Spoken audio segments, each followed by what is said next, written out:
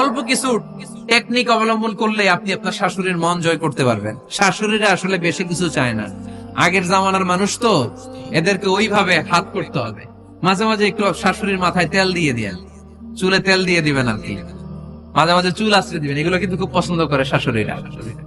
উনার প্রেশারটা একটু মেপে দিবেন, ডায়াবেটিক্স এর ওষুধটা খাইলো কিনা সময় মতো খোঁজ নেবেন, কি পছন্দ করে খেতে একটু রান্না করে দিবেন।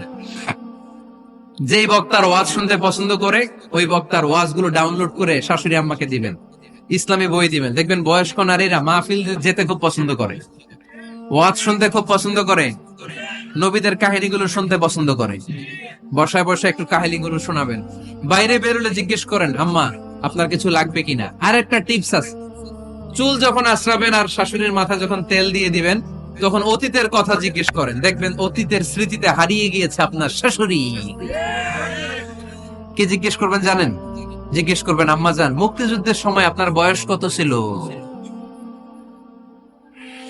ওই সময় মুক্তিযুদ্ধের সময় আপনাদের এলাকায় কি কি হয়েছিল মা? আরেকটা প্রশ্ন করবেন, মা বিয়ের সময় আপনি কেমন ছিলেন? ওই দিন দেখবেন বুড়ি আর বুড়ি নাই, জুয়ান হয়ে গেছে।